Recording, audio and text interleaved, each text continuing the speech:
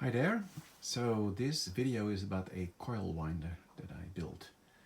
I needed a few coils for some physics experiments that I'm planning to do, and although I could have done it by hand and would have been far quicker, I thought this was a great excuse to build a coil winder. And so here it is. So let me explain perhaps how it works. I have a couple of DC motors that I recovered from an old pool robot that was broken.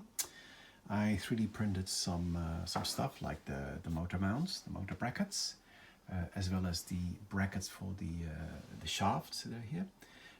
They've got some old bearings from some skates, roller skates.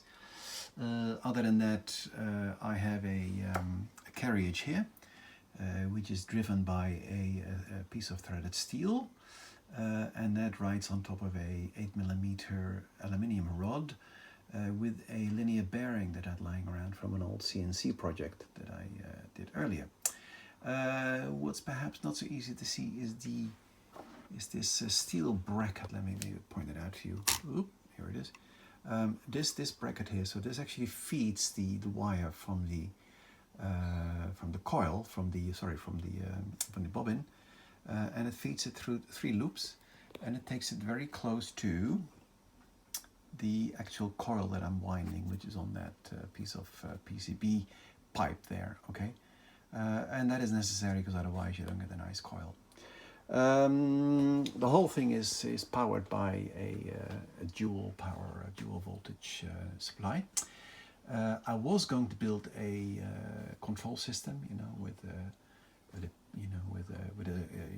Arduino or something, and a display and some buttons, and I even made some space here for that, some DC motor drivers. But I figured that actually I have this beautiful supply here. Why would they even bother?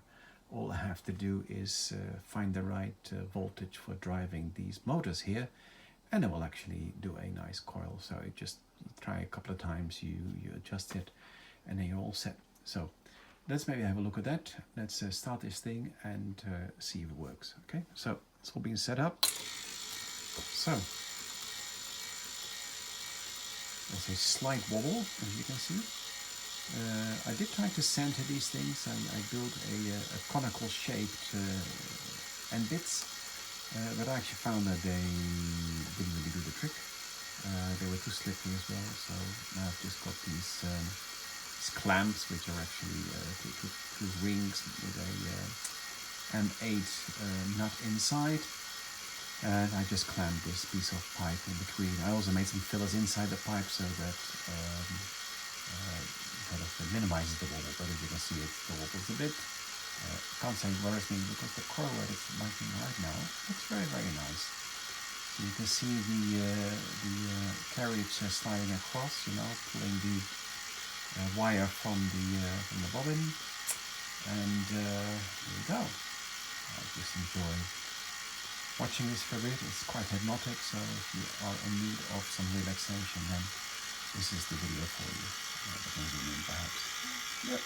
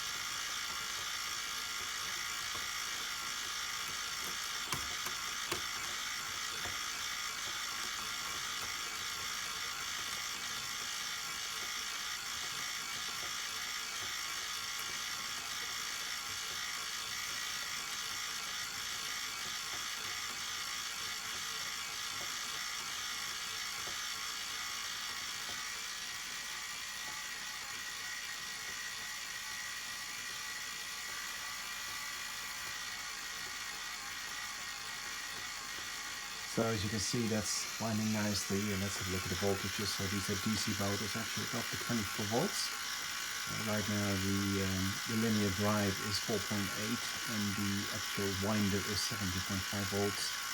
You can see that it's all about 50 milliamps, and so obviously the winder is going a lot faster than the...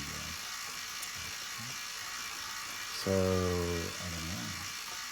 Is it still going fine or not? Yeah, I think so. Looks like it had a wobbly there somewhere. I can see the problem. Problem is that it's pulling the wire off the very end here. I wonder if that's putting a bit of undue tension on the... Anyway, I'm going to stop the power. And that's it. Okay. So, looks nice to me. I see that there's one... I don't know if I can see this here. Can I zoom in? Yep. Yeah, okay, so it's not perfect. You know what? I think I need to do some more tuning. At the same time, I think you get the idea. So, that's my wire, my coil winder. Enjoy. See you next time. Bye.